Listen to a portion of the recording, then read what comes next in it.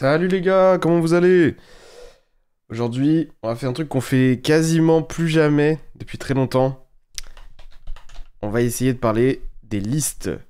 Des listes de vos listes pour rapport au French Open, puisque bon bah...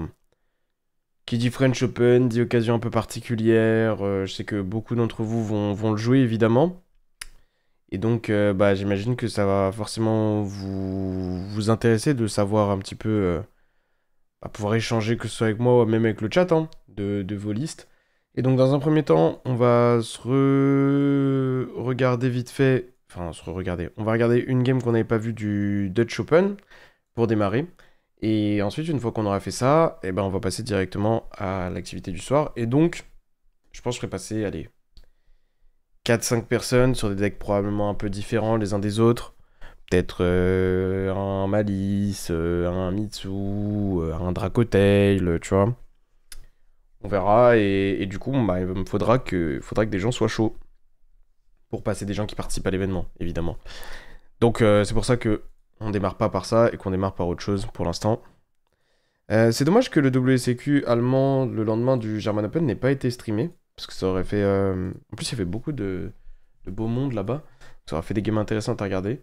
Mais c'est pas grave, il nous reste des games du German Open à check, qu'on n'avait pas check. Notamment, c'était quoi déjà? Gem Night Sky, moi ça m'avait l'air marrant, mais après je peux comprendre que ça n'intéresse pas forcément tout le monde. Il y avait le Mitsu Yami contre Odion. Euh, je sais que Odion c'est un deck qui est sous-estimé, même si bon, c'est pas le meilleur deck du jeu, mais il est loin d'être nul. Et donc je pense que ça vaut le coup de regarder ça. Voir comment il se débrouille. Control, pardon. Vieux prodige de la rue Zarkop et sur Raise le Nomade si jamais ça t'intéresse. Oh putain. Oh putain. La pire idée du jeu. Ça va quoi, Samy? Bien ou quoi, les gars? Tranquille? Alors, hop, je vous partage directement l'écran. On va pas prendre plus de temps que ça. Je suis très en retard, c'est vrai. J'ai 1 heure de retard, désolé. J'ai dû faire d'autres choses avant. Mais je suis là. Donc on est là ensemble jusqu'à à peu près 20h30, 20h et quelques, 20h30 et quelques. À peu près. Donc on commence par ça et ensuite on enchaîne direct. Alors donc, d'accord, on sait Audion, hein, on connaît plus ou moins. Sandman Tunis, faudra en parler en stream. Bah, on peut le faire comme vous voulez en vrai, hein. Vous préférez quoi? Vous préférez juste m'envoyer une liste et genre on en discute genre avec le chat et moi en vocal ou que la personne soit en vocal? Le derrière vite down pour commencer, c'est les émotions. T'as intérêt à nous expliquer les plays. Ok, du coup, donc effet, il pose une MP, d'accord. Derrière, il fait l'effet tuto parce qu'il a 2 posés. Il tuto Man of the Mark, ignore Man of the Mark. Qu'est-ce qu'il va aller chercher? En gros, là où c'est très fort cet archétype, c'est juste que ça met très vite des zone negate. Je pense que l'engine la plus forte contre le deck, c'est l'engine Yami. Il a été chercher Chambre du Cauchemar. La spreadsheet de carton est toujours au promo au prix exceptionnel de 0€. Pas mal, mais en même temps, faut donner une partie de votre âme pour jouer ça. Donc, il y a un coût quand même. Chambre du Cauchemar qui lui permet d'activer directement une piège qui a été posée ce tour. Du coup, il active celle-ci. Et derrière, il va aller faire la fusion de l'archétype. Avec les 2 pièges, il va pouvoir les reposer. Donc ça lui double ses omnis potentiels. Pose une en plus de la main, il passe turn. Donc en gros, ici, tu vois, rien que là, il y a déjà 2 omnis minimum qu'on connaît. Et c'est très fort. Je demande égoïstement parce que j'ai pas de comparaison vocale, mais faites ce que vous voulez. Ah, je comprends, mais après, en soi, tout est faisable, hein. Moi, je demande juste ce qui est le mieux pour les gens à regarder. Hop là.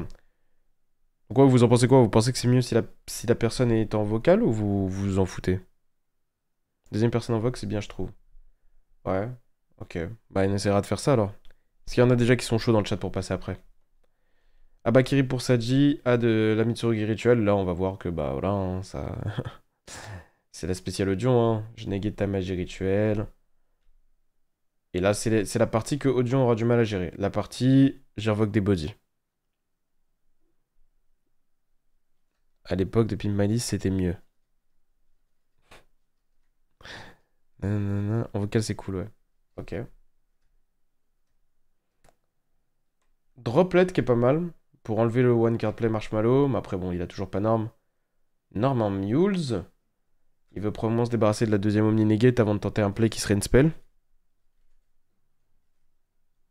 Ça a amené des PowerPoint et tout, mais bref. C'est vrai que c'était une belle époque, hein, putain. Je dois bien partir sur SP ici. En même temps, je fais le mec qui devine alors que gros, genre... Il y a un body, genre c'est impossible qu'il fasse autre chose. Il y a littéralement aucun autre lien invocable. Ok, du coup il gère la deuxième Omni. Ça me prend un peu de la peine qu'il dise pas Stern, parce que c'est quand même rare une main de son deck, genre ça voudrait dire quoi? Il a rien dans la main alors? Donc il joue Mule's main, hein. Les Américains veulent jouer ça. Ouf, l'enfoiré, il a purge en plus. Qu'est-ce que je voulais dire, ouais.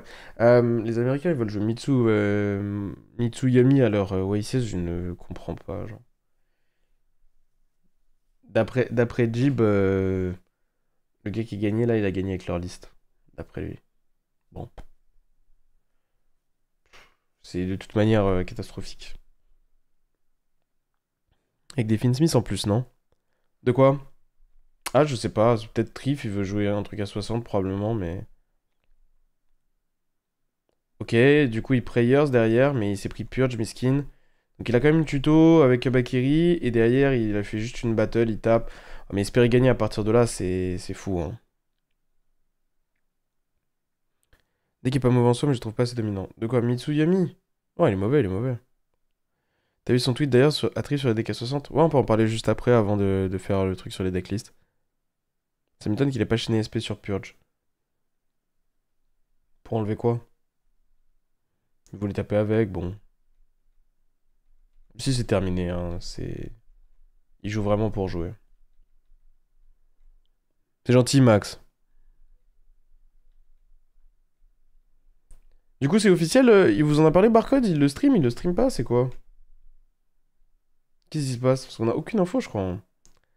Il y a Droll côté joueur audio, il y a Droll et Venir. Prayers Androphase, ça va invoquer Ramassa, sa blockchain. Magie rituelle pour Murakumo. Saji Kusanagi reprend Mitsurugi Ritual. Réseau Sadrol. Qu'est-ce qu'il a tuto? Il a tuto une piège? Il hésite. Forcément piège en vrai ici, hein. Sauf s'il joue Magatama, mais normalement il ne le joue pas. Il réfléchit beaucoup pour au final ajouter une seconde Prayers. Il se prend Droll. Murakumo lui demande de discard une carte, il discard Serziel. Je crois que c'est Serziel le nom, non? Je sais plus. Non, c'est je sais pas quoi. Pose deux passes, mais juste le Murakumo va tenir la game. Serquette, pardon. Washamine, ça va quoi? Heavenly Match, sa chaîne Prayers, Murakumo revient, Norman se remarque. Effet, il discard Beryl sur Murakumo. Terrain pose une piège, mais jamais de la vie tu vas contrôler la game à partir de là. Donc on va passer à la game 3. Et on va voir comment le Mitsuyami va se débrouiller parce que là il go second. Et on a vu sur la game 1 que c'est extrêmement difficile pour lui. Ken il a changé. Il joue des decks plus simples en ce moment. Si vous pouviez m'envoyer le lien du tweet de Triv déjà en prémisse, comme ça je pourrais directement enchaîner dessus. Ok, en plus il start avec Field, donc c'est un très très bon start. Ok, il va poser bah du coup l'apophyse basique. Il pose une autre MP, il va tuto Man of the Mark, tuto Chambre du Cauchemar normalement. Et il hésite beaucoup. Ah, tuto la counter. Tuto la counter parce que post-side, c'est peut-être ça qui va lui coûter la game d'ailleurs, hein. Il aurait pu générer double Omni à la place ici, il y a double Omni mais il génère moins de body présence, moins de CA. Je sais pas exactement pourquoi est-ce qu'il a fait ça dans ce sens-là. Mais bon. En même temps, ça c'est un peu meilleur pour gérer la body présence parce qu'elle, elle dit qu'en gros, bah, elle pète tous les monstres adverses. Avant que tu le lises, il a raison le trif. Pas à 100%, mais j'en trouve beaucoup dans son tweet, surprise générale. Pas du tout surprise générale. Il n'y a aucune surprise quand en fait que tu te retrouves dans son tweet. Moi, je l'ai lu en diagonale parce qu'il tweet 400 fois, donc... Et comme 90% de ce qu'il dit, c'est du grand n'importe quoi, bah... C'est un peu la flemme au bout d'un moment. Mais non, c'est pas du tout étonnant que tu te retrouves dans ce qu'ils disent, puisque vous avez la même philosophie. Qui est... pas fausse, mais pas vraie, quoi. Merci, Rusa. Ok. Et du coup, ici... Je vous mets le son juste, ce sera plus agréable. Dès la stand-by phase, il met en place son Omni-Negate. Evenly match. Il va chaîner la counter. Je sais pas pourquoi la counter ici, plus que la Apophis. Il a peur de se faire chaîner quelque chose, je sais pas. Peut-être double cyclone dont il a peur, je sais pas. Ok, bon, c'est pas grave, il peut chaîner le Omni du coup. Ou alors je suis con et ça négate pas. La Apophis c'est main only. Ah ouais? Je savais même pas les gars. Putain. C'est pour ça qu'il a été chercher la counter. Parce que visiblement contre Evenly Match c'est ta seule vraie out. Ah ici c'est terminé. Hein. Double Evenly Match c'était vraiment sa seule out quasiment. Donc du coup Apophis il a le seum. Quand même. Evenly Match qui est pas joué du tout à cause de lui. Qui est joué probablement pour Dracotail et qui au final il se retrouve à subir les Evenly Match. Il joue Apophis en driver, la sanction tombe. Qu'est-ce que tu voulais qu'il fasse? Bon là ici, terminé. Hein. Purge le Capsi, ok, mais ça chaîne à lien 1, ça va sur Capsi Way. Il remontera jamais. Et c'est fou, alors, pas méchant ce que je vais dire du tout les gars, hein. Faut pas le prendre méchamment. Mais c'est fou la passivité du joueur Apophis. Ce que je veux dire par là, c'est genre... je sais pas si aujourd'hui, c'est ok dans Yu-Gi-Oh! Un deck qui te demande aussi peu d'action dans un duel, tu vois. Genre, il n'a jamais joué à Yu-Gi-Oh! Là. Et est-ce que c'est ce qu'on veut en termes de game design? Je sais pas. Genre là, il a fait quoi? Active terrain, pose une carte. Ok. Ça lui a demandé zéro réflexion, c'est un move automatique. Pose une de sa main, tuto Man of the Mark, tuto Chambre du Cauchemar. À la limite, là, tu vois, là, il fait un petit truc, ok, où il active ses pièges et il invoque une fusion qui les repose. Ici, à la moindre activation adverse, il negate. Il détruit, il negate, voilà. Genre, il n'a pas de questions à se poser, c'est des interruptions de premières étapes. C'est pas comme une féminin dans la main, ou tu vois, des trucs comme ça. Ouais, c'est... Après, tu vois, sur la game 3, c'est pareil, hein. La game 2, il peut strictement rien faire, même avec Droll, parce que son deck génère 0. Et qu'il est obligé d'open des end-traps qui trade dans les plays adverses. Il peut pas open des end-traps qui tentent de contrôler la game comme Droll ou les Charmy.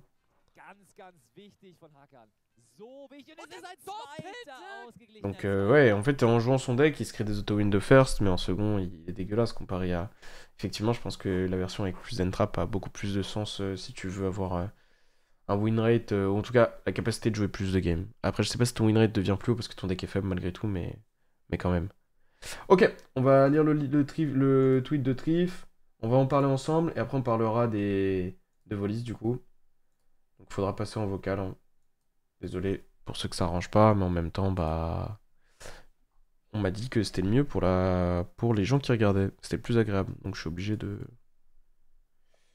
suivre, vu que c'est le but quand même, le but premier. Alors je vous screen son tweet. Tac, désolé pour le son. Voilà.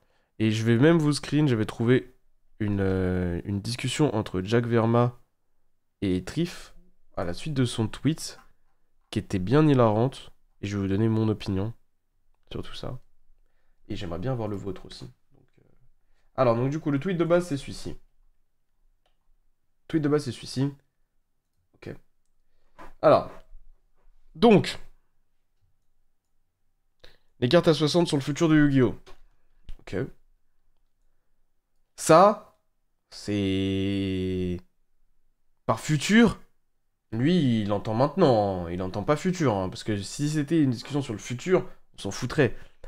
Yu-Gi-Oh! A évolué au point qu'il y a plus de 30 broken non-engine et 30 broken combo cards chaque format.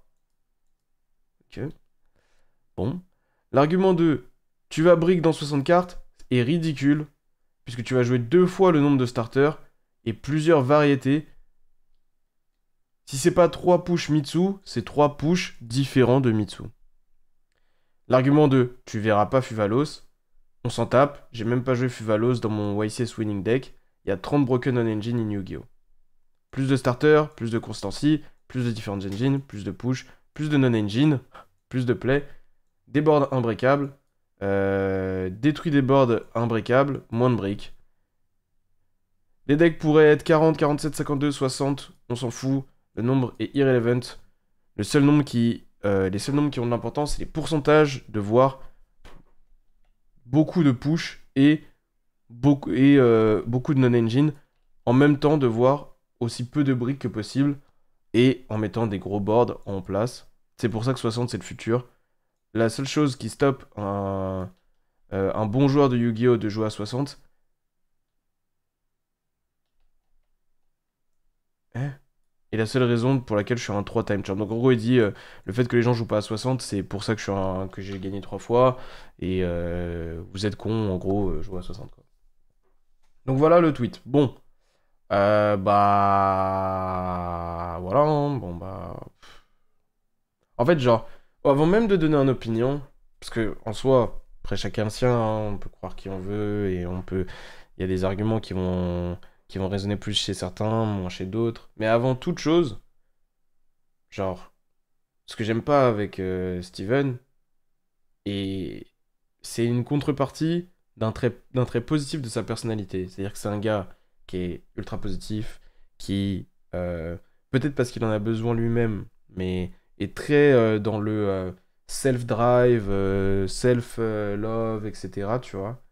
Et le problème, c'est qu'il se lance dans des monologues, mais vous voyez que c'est typique de sa personnalité sur sa chaîne YouTube, etc. Et sur Twitter. Et en fait, s'il n'y a personne pour l'encadrer ou pour discuter avec lui, si ce n'est pas une discussion, il tombe dans la bêtise, genre très vite. Et je parle pas d'opinion, je parle vraiment de, genre, tu lis le tweet, et genre d'un côté, il te dit, genre, dans 60, alors les seuls chiffres qui importent, on s'en fout du chiffre, c'est les pourcentages. De l'autre, il te dit 60 c'est meilleur. C'est meilleur parce que je vois plus de certaines cartes. Déjà, rien que là, t'es sur 3 versions différentes d'un même opinion qui ne peuvent pas cohabiter en fait. La seule chose avec laquelle je suis d'accord chez lui, c'est que, en théorie, le plus important, c'est le pourcentage de voir chaque groupe de cartes de ton deck. Après, le nombre de cartes totales que tu joues, c'est pas, c'est pas si important que ça. Le problème, c'est que il y a des trucs dans Yu-Gi-Oh! Que tu peux pas démultiplier. Et ça, on va en parler après. Mais en fait, je tiens juste déjà à vous montrer qu'indépendamment qu'on soit de son avis ou pas, son opinion, il est mal construit. Et en plus d'être mal construit, il est mal exprimé. Et en plus d'être mal exprimé, il y a trop de bêtises. Ça, c'est... Voilà. En fait, il argumente très mal son opinion. S'il avait juste dit, genre, qu'en gros 60 cartes c'est pas une mauvaise chose et qu'il y a des points positifs et des points négatifs et qu'il avait énuméré des points positifs et des points négatifs avec comme base le fait qu'on s'en fout des pourcentages parce que le plus important, enfin qu'on s'en fout du nombre de cartes parce que le plus important c'est les pourcentages dans un deck, il aurait déjà bien mieux commencé son propos. Mais là c'est du bullshit, total bullshit. Merci beaucoup Hitoshiro, merci du soutien. Bienvenue Shidori, Kuruta, Aku, Tobeno, Ulogo, Lolito, ou Lololito. Merci beaucoup Hitoshiro, c'est gentil. Donc, ça, c'est le premier point. C'est qu'en fait, genre, c'est décevant. Voilà, qu'en fait, ces arguments, ils soient mal amenés. Ils sont pas bien choisis. Genre, il fait plus de mal aux propos qu'il fait du bien en tweetant comme ça. Et en plus de ça, genre, il est obligé de remettre à chaque fois le fait qu'il soit 3 time champ. On s'en bat les couilles, genre. La vérité, on s'en fout. Tout le monde s'en fout qu'il soit 3 time champ. En tout cas, moi, je vous le dis, j'en ai strictement rien à foutre. Trif, perso, je lui ai accordé plus de crédit quand il était 0 time champ que lorsqu'il est 3 time champ. Je trouve sa manière de raisonner, elle a perdu en qualité avec la confiance qu'il a gagnée via ses wins, et c'est normal, parce que quand tu gagnes avec une méthodologie, tu gagnes avec un contexte, et derrière c'est difficile de se détacher de ce contexte, et en fait de quelqu'un qui essaie de trouver la meilleure solution à une situation, tu deviens quelqu'un qui est influencé par ses expériences passées. Et derrière, se décoller de ça devient extrêmement difficile parce que tu essaies de reproduire l'exploit plutôt que de le créer. Et donc en essayant de le reproduire, forcément, c'est humain, t'es attaché à ce que t'as fait ou la manière dont tu l'as fait la dernière fois. Sauf que comme il y a de la chance forcément dans le moment où tu l'as fait, la manière dont tu l'as fait n'est pas forcément la bonne dans tous les aspects. Il y a des bons points et des mauvais points. Et en essayant de reproduire, en arrêtant de se poser des questions, ou en s'en posant moins, bah, tu reproduis aussi des bêtises qui, sans la chance que tu as eue à ce moment-là, vont t'amener vers des points négatifs, des défaites. Donc, bon, peu importe. Mais c'est mon avis par rapport à sa situation, on va dire, au-delà de son opinion. Parce que son opinion, après, voilà. Sur la question de 60 ou pas, on pourrait en discuter. Nanana, je voulais un petit peu pour avoir vos avis. Après, je vous montre la discussion qu'il a eu avec... Enfin, l'échange de tweets qu'il a eu avec Jack Verma. Blablabla. Je trouve que c'est un clown, ce type, avec tout le respect. Non, je peux pas dire ça parce que il a apporté énormément à la communauté et qu'il continue à essayer de le faire, même si évidemment il y trouve son compte. Euh, donc clown, c'est pas le bon mot parce que c'est trop péjoratif, mais lui-même, il se met en, des fois en pitre, ouais. Des fois, il se dépeint lui-même en pitre, c'est vrai. C'est tellement un tweet made in Trif, il me régale. Mais c'est exactement ça, hein. Faut connaître le personnage après aussi, hein. C'est un post Twitter, c'est dénué de tout sens, c'est vraiment mauvais pour les discussions fructueuses, je trouve. Bien sûr, après, n'oubliez pas, les gars, je sais pas, c'est lui, c'est pour ça qu'il le fait, mais le but d'un tweet, c'est d'avoir des interactions. Littéralement, son tweet a plus de sens comme ça que s'il l'avait bien fait. S'il avait bien fait, il y aurait moins d'interactions. Vous voyez ce que je veux dire? Donc, littéralement, c'est son but aussi, qu'il le sache ou non, hein.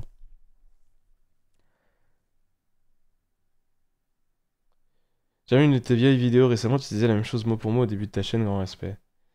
De quoi? Sur 60 cartes? Oui, mais en fait, le problème, les gars, c'est que je vais être très honnête avec vous, mais attention, c'est hyper arrogant ce que je veux dire, je préfère préciser. Donc, désolé s'il y en a qui aiment pas. Je suis désolé, hein, vraiment, mais c'est mon avis. Peut-être que je me trompe totalement, que je suis ridicule, mais c'est mon avis. 90% des sujets qui sont abordés aujourd'hui dans le Guillaume, c'est des sujets que les gens commençaient à réaliser il y a genre 1 ou 2 ans, mais que, je vais dire moi, ça peut être nous, moi et d'autres gens, mais en tout cas moi, on traite depuis 2019. Donc en fait, et même aujourd'hui, ils sont en retard. Donc c'est-à-dire que voilà, c'est. Et la plupart de ces sujets-là, c'est. S'ils come up aujourd'hui en public, c'est parce que soit j'ai fait l'erreur d'en parler avec des gens qui en ont parlé en public alors que je voulais pas à des moments, ou que moi-même j'en ai parlé en public parce que j'avais envie de le faire. Donc c'est comme ça, c'est comme ça, faut pas. L'Amérique est en retard sur Yu-Gi-Oh! Depuis déjà très longtemps. Et l'Europe est bien, bien meilleure, et ça, je maintiens. Et voilà. Et donc, il y a eu une discussion entre Jack Verma et Triff. Et la discussion, c'est. Alors, déjà, Jack Verma, pour ceux qui ne connaissent pas, c'est un joueur allemand qui a gagné le national en 2018 ou 2019, je sais plus, ou 2020, un truc comme ça. Et qui a beaucoup de top, etc. C'est pas un gars qui gagne des événements à la Dinkabui ou à la Julius, mais c'est un gars qui fait beaucoup, beaucoup de top, qui est relativement stable, enfin constant dans ses résultats, voilà, qui a sa vision à lui du jeu et tout. Et du coup, lui, il s'est fait rage bait, hein, très clairement. Il s'est fait rage bait, ou alors il sait qu'en réagissant comme ça, lui aussi, il aura des interactions. Je sais pas. En fait, c'est le jeu du chat et de la souris. Tu sais pas qui est sérieux ou pas sur Twitter, de toute façon. Mais donc il dit, imagine que tes 30 non-engines soient bonnes dans chaque match-up et que donc piocher ton side deck soit inutile. Donc en gros, il se fout de sa gueule en gros, hein.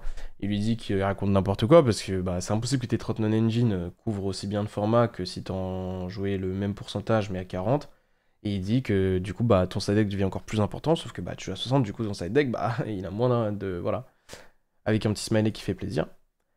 Et là, Trifle a tenté de l'assassiner aussi, en lui disant euh, tu ressembles à l'un de ces joueurs qui, après une défaite, dirait mec, tu as trop de la chance, j'ai pas pioché une carte de side deck. Waouh. Donc il a pas compris le propos de Jack Ferba. J'ai pas ce problème, post-side, il y a toujours 30 non-engine bonnes contre chaque deck. Il se fait rage bait de nouveau. Non, j'ai pas besoin de mon side deck pour gagner. Prouve-le à Bologna. T'y es. Oui, je dois pousser la 60 cartes propaganda. Voilà, bon. Bon, cette interaction, elle est un peu ridicule, mais elle montre que, en tout cas, il y a des gens qui sont pas d'accord avec lui, notamment par rapport à la versatilité de Tenon Engine. Évidemment, on va en parler. Et le deuxième point, c'est ton side deck. Je pense que c'est effectivement les deux points. C'est peut-être pas les deux points les plus problématiques, mais c'est deux grosses problématiques du fait de jouer à 60. Et c'est aussi la raison pour laquelle ça fonctionne mieux en Amérique que ça fonctionne, en, en, en Europe, tout simplement. Alors pourquoi ça fonctionne mieux en Amérique déjà? Déjà, on va parler de ça. Je pense que c'est intimement lié au fait que C'est la manière de consommer le jeu là-bas. Là-bas, les joueurs qui sont un peu moins bons ou qui n'ont pas forcément d'entourage pour pratiquer le jeu, ils vont avoir énormément tendance à se reposer sur les ressources qu'ils trouvent en ligne. Et je pense que c'est dû culturellement à ce truc un peu de... ils sont habitués, de par les différentes activités, donc sport, etc., à avoir des têtes d'affiche et à les mettre bien en avant et à ce que lorsque les têtes d'affiche soient bien mis en avant, à être très influencés par ces dernières, beaucoup plus que culturellement en Europe. Et donc en fait, bon bah quand tu rentres dans un YCS américain, déjà il y a deux phénomènes qui se passent. Il y a ce que je viens de vous raconter, cumulé au fait qu'il y a moins de joueurs par event. Et en fait, s'il y a moins de joueurs par event, c'est parce qu'il y a moins de personnes qui se déplacent, pour des raisons X ou Y. Et du coup, les deux points, il y a moins de locaux en fait. C'est assez bizarre à se dire, mais en gros, genre, il y a moins ce phénomène de des joueurs plus casuals qui vont venir au YCS. Et si ces joueurs plus casuals viennent au YCS, genre, ils vont pas ramener un deck qui vont être genre un deck qu'ils ont beaucoup joué eux, avec lequel ils ont le plus d'expérience ou quoi. Ils vont essayer de regarder ce qui a fait des résultats récemment. Ils vont copier un truc qu'ils ont trouvé sur YouTube ou quoi. Ils vont essayer de s'améliorer avec, mais ils seront jamais aussi bons que ce qu'ils auraient été sur leur deck. Et donc en fait, quand tu rentres dans un YCS en Amérique, la représentation est totalement différente d'un YCS en Europe. Elle est bien plus concentrée sur les decks du format. Et je dirais même que, même dans ces decks-là, elle est bien plus concentrée sur les variantes qui ont été mises ou les decklists qui ont été mis en ligne. Et donc, du coup, bah, en gros, évidemment, quand tu fais un metacall en Amérique, ça fonctionne beaucoup plus, parce que tu vas affronter beaucoup plus ça. Donc ça, c'est pour répondre au point de pourquoi est-ce que c'est plus envisageable de jouer à 60 en Amérique qu'en Europe.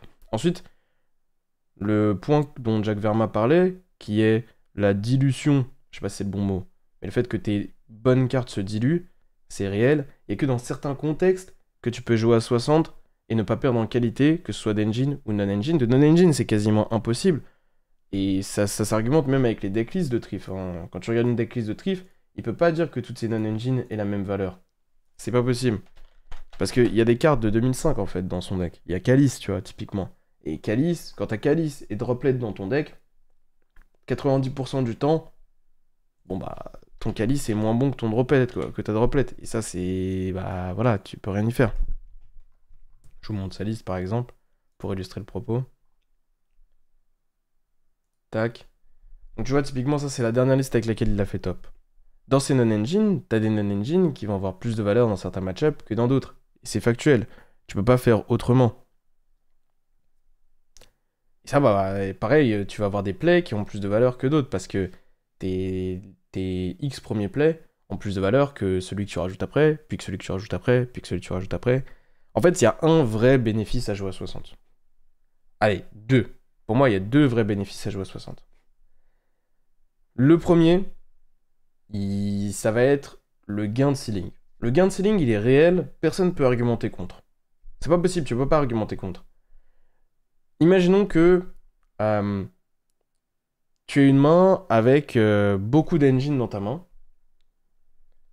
et que l'adversaire a des interactions contre ton engine, mais que tu arrives à jouer. Il y a des fois, avec un deck du format, quand tu vas passer au travers, ce qui va te manquer, c'est pas le nombre de push dans ta main, c'est la capacité, après être passé au travers des interruptions adverses, à continuer à développer jusqu'à soit tuer l'adversaire, soit développer un board ou gérer le board adverse. Et ça, dans un deck à 60, tu peux le faire beaucoup mieux parce que tu as une plus grosse profondeur de jeu, tu as un meilleur ceiling, parce que tu as plus d'archétypes ensemble, ou tu as des meilleurs toolbox, etc. C'est pas à 100% vrai, mais c'est ce que tu vas essayer de chercher en allant à 60 en tout cas. Et ça, en règle générale, ça a beaucoup de valeur dans les matchs, enfin dans les formats où il n'y a pas beaucoup d'FTK en face, parce que, enfin de loops qui vont t'empêcher de jouer, parce que ton ceiling, on s'en bat totalement les couilles si en face, tu peux pas commencer à interagir dans le board.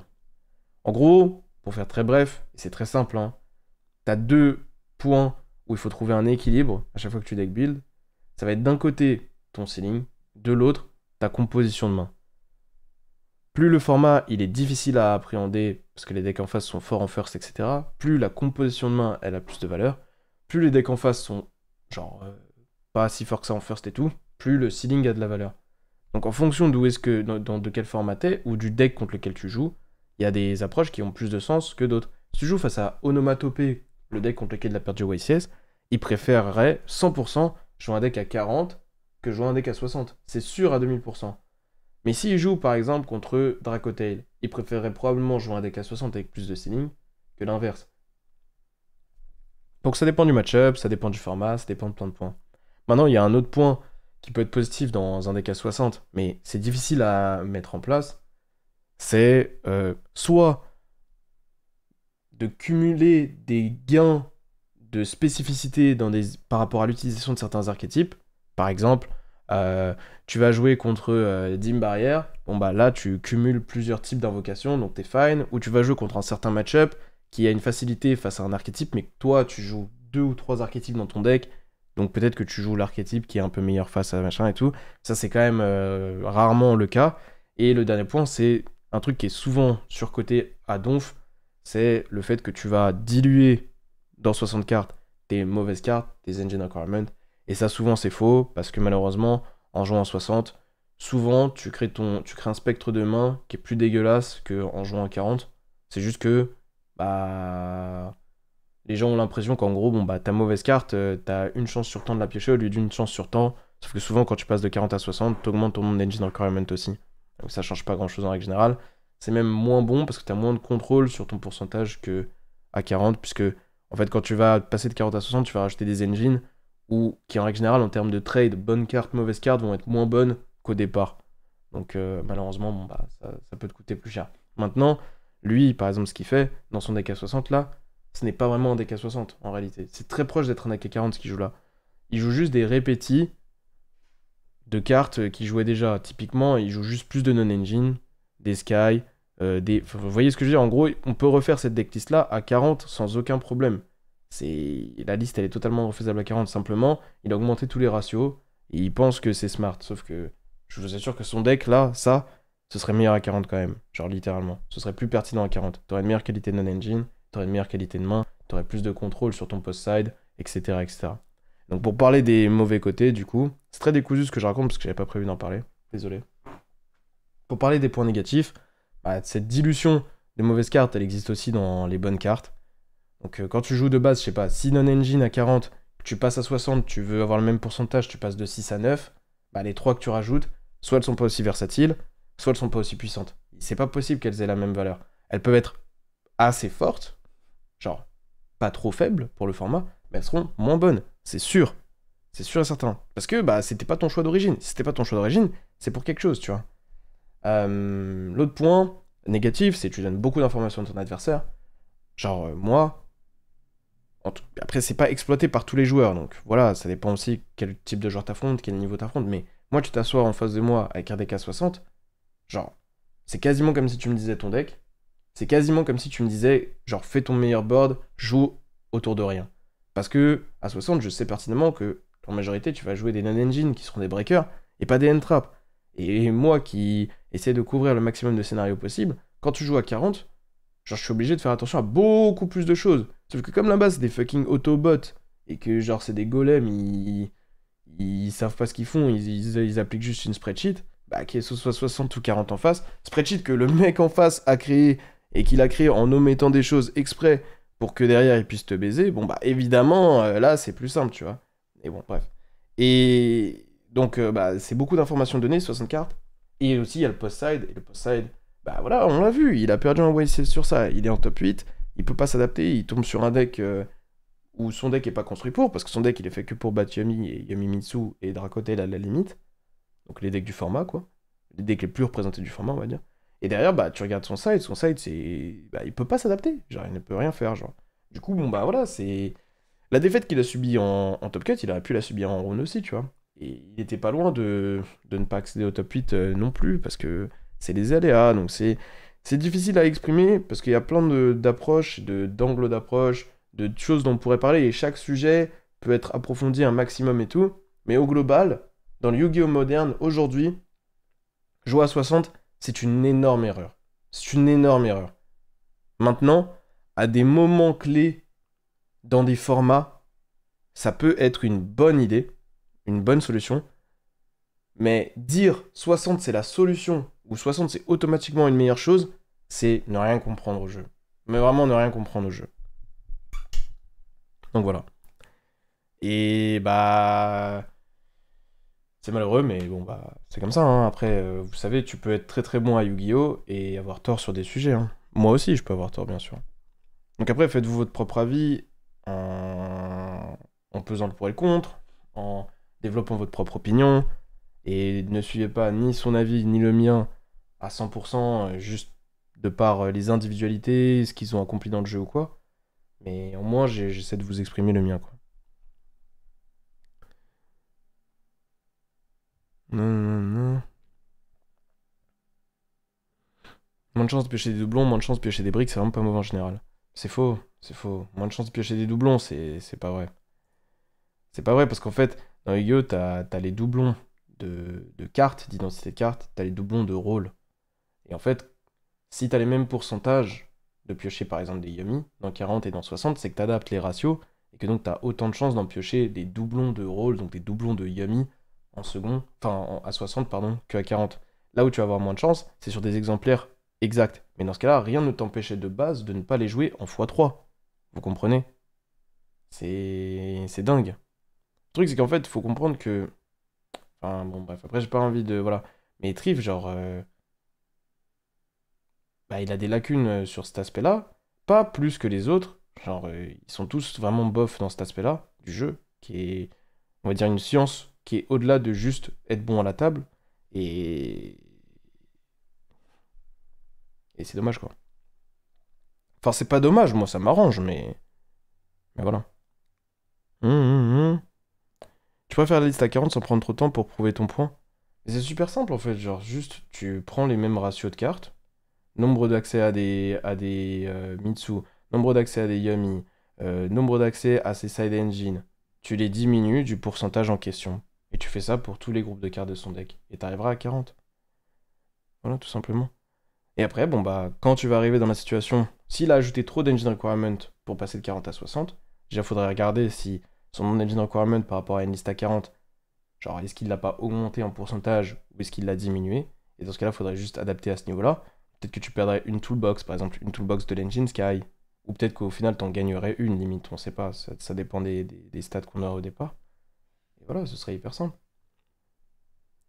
Après, dans l'absolu, quand tu regarderais la liste en dézoomant, t'aurais moins de quantité de chaque truc. Mais les pourcentages seraient les mêmes. Et en fait, le truc, c'est aussi les gens, en jouant à 60, ils ont l'impression d'avoir des solutions à tout, tu vois. Parce qu'au lieu de faire des choix, choisir c'est renoncer, hein. Au lieu de faire des choix, et donc de renoncer à certaines choses, de cut des choses dans leur deck, ils préfèrent ajouter. Parce qu'ils ont l'impression d'avoir tout, tu vois. Et ça, c'est humain, mais c'est du bullshit. Est-ce que t'as déjà vu des decks archétypes où tu te retrouves obligé de jouer à plus de 60 à cause de la taille à plus de 40 à cause de la taille de l'engine ou du nombre d'engine requirements? Pour moi, ça existe, mais j'aimerais avoir ton avis. Oui, oui, bien sûr. Il y a des decks où c'est très difficile de les pousser à plus de 40. Et dans ce cas-là, c'est à cause, en règle générale, des engine requirements.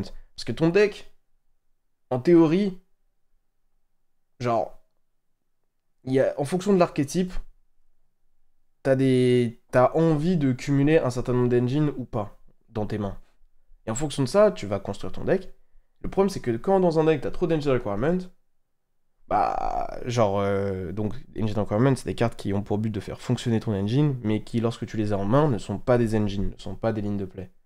Bah, ça va prendre une partie de cartes que tu peux pas changer. Genre, imaginons, je sais pas, je dis une bêtise. Je vais prendre l'exemple de Branded, même si Branded, ce n'est pas le cas. Ce n'est pas le cas, Branded.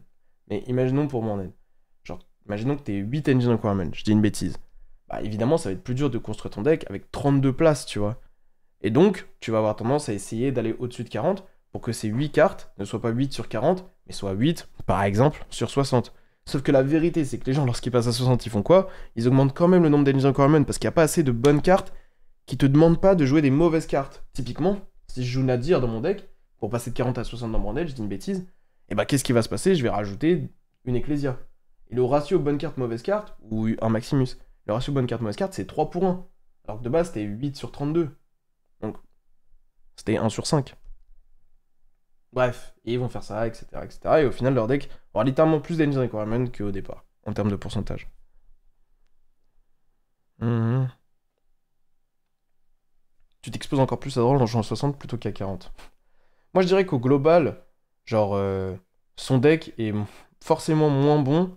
Parce qu'en fait, il y a des groupes de cartes qui sont difficiles à... dont il est difficile de mettre un nom dessus. Par exemple, oui, tout ça, c'est des accès à des cartes Mitsu. Mais tu vas pas me dire qu'ils sont tous aussi bons dans Droll. Tu vas pas me dire qu'ils sont tous aussi bons dans Fuva. Tu vas pas me dire qu'ils sont... etc., etc., etc. Et en fait, bah... genre, oui, tu te rends forcément plus sensible à ces cartes-là, puisque tu as moins de contrôle sur ce que tu décides d'Ardro. C'est juste logique, en fait, mais... Mais bref. Mais oui, il y a des cas particuliers, bien sûr. Par rapport au nombre d'Engine Requirements, notamment. Et pourquoi il joue pas genre à 50 s'il veut des duplicats? Ça n'a rien à voir. Lui, il est mélange. Il se sert de l'argument des pourcentages, donc que le nombre de cartes n'a pas d'importance, que c'est les pourcentages qui priment, pour dire que son objectif c'est de fit le plus de bonnes cartes possible dans son deck, et le plus d'engines différentes possibles pour avoir plus de lignes de play possible. Pourquoi? Parce que la seule manière dont il a appris à gagner, c'est quelque chose qu'il essaie de refaire, de répéter. Vous pouvez revenir à ce que j'ai dit tout à l'heure, sur le fait qu'une fois que tu réussis une fois, tu n'essaies plus de créer un résultat, tu essaies de le reproduire, c'est humain. Et lui, la première fois qu'il a vraiment fait un résultat, est-ce que vous vous rappelez, c'était quoi? 60 cartes pendule. Ensuite, c'était quoi? 60 cartes managem. Ensuite, c'est quoi? Et en fait, lui, il est de son prisme à lui, il voit ça, il se dit, mais en fait, c'est ça la solution, c'est ça le mieux. Alors qu'il comprend pas qu'en fait, c'est un particule de sable dans l'univers, et en fait, c'est juste que lui ne sait que performer comme ça. Qu'il n'a aucune idée de comment performer autrement. Donc en fait, comme il échoue dès qu'il tente autre chose, parce qu'il ne sait pas le faire, et ben il revient forcément là-dessus. Et comme ça continue à marcher de temps à autre, ou même plutôt souvent, et ben il va le refaire. Mais au lieu de se dire, qu'est-ce que je fais mal? Pourquoi les autres réussissent d'une autre manière et moi je réussis que comme ça? Il se dit, j'ai trouvé un truc auquel personne n'a pensé, je suis un génie. Sauf que, bah non, en fait, t'es pas un génie, t'es normal en fait. Mais bon. Branded, le seul deck à être meilleur à 60 en vrai. Je dirais pas qu'il est meilleur à 60, mais je dirais que Branded, t'as deux manières de le concevoir. C'est deux choses, à 60 ou à 40, c'est deux decks différents parce que c'est l'un des seuls archétypes où t'as assez d'engine requirement possiblement jouable pour que que tu envisages de le jouer à 60 pour toutes les jouer, entre guillemets. J'avoue ne pas avoir compris pourquoi ça jouait à 43 dans Prankit fut un temps. Je me rappelle honnêtement pas. Vraie réponse, il joue à 60 parce qu'il a super envie de jouer à 60, il essaie de faire coller ses decks à sa personnalité extravagante. Non, non, non, non, non, non, c'est pas calculé, les gars, il y croit à son truc.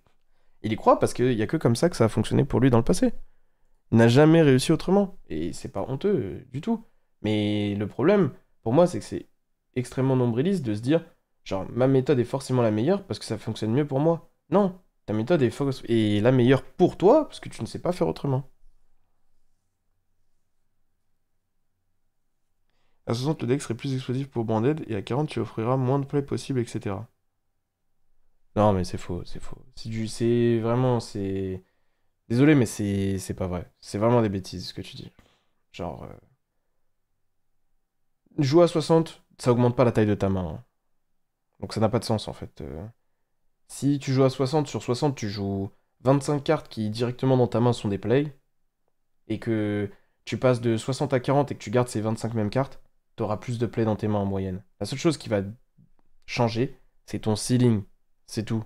Mais pas ta capacité à avoir des plays dans tes mains. Et typiquement, aujourd'hui, je pense que Branded, dans le format actuel, serait meilleur à 40, ou plus proche de 40 en tout cas, que 60. Parce que le deck a besoin d'avoir des compositions de main plus précises.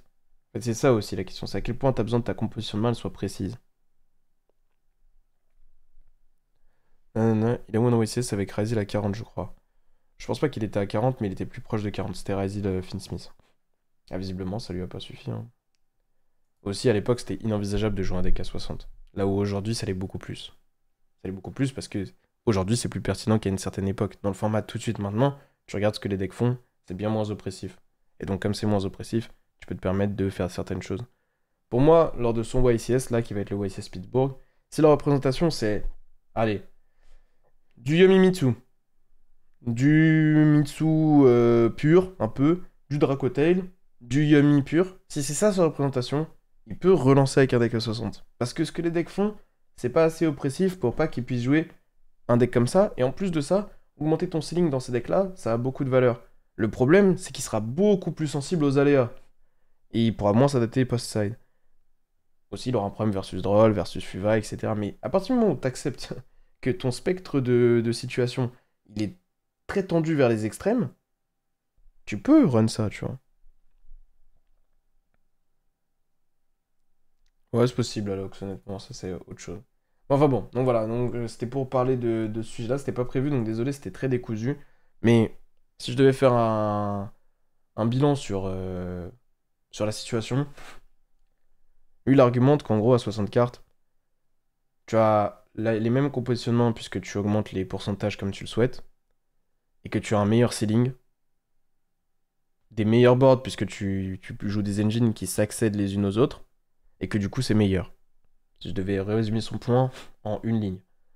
Moi, ce que je réponds à ça, c'est que tu augmentes ton ceiling, donc que ce soit en first ou en second, tu es capable de résoudre plus de plays en un seul tour, donc de générer soit des meilleurs boards, soit de jouer plus longtemps en second, de se faire néguer plus d'ardance per turn, d'être capable de quand même détruire la board adverse, etc.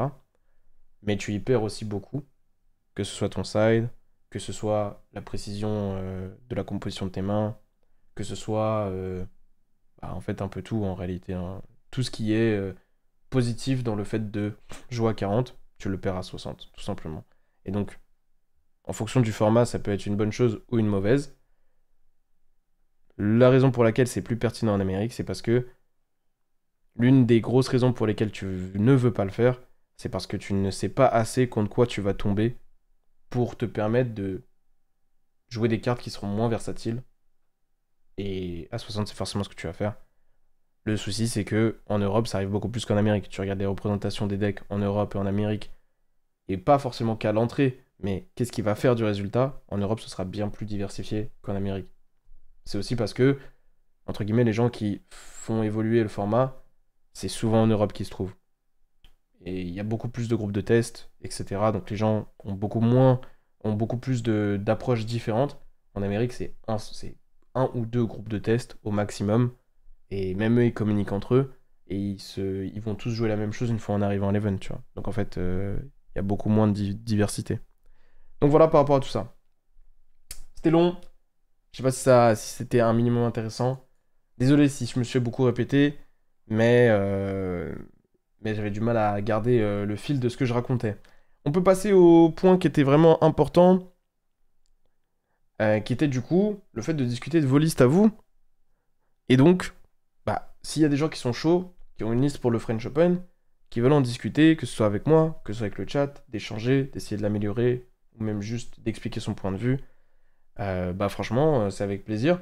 Donc n'hésitez pas à me dire. S'il y a personne qui est chaud pour passer en vocal, et bah derrière, j'accepterai, entre guillemets, de ne pas faire passer des gens en vocal et simplement qu'on m'envoie des listes et qu'on en discute à l'écrit, etc. Vas-y, monte ta liste pour savoir de modèles. Moi, ma liste, les gars, elle est pas folle du tout. Et honnêtement, je sais pas encore ce que je vais jouer au French Open.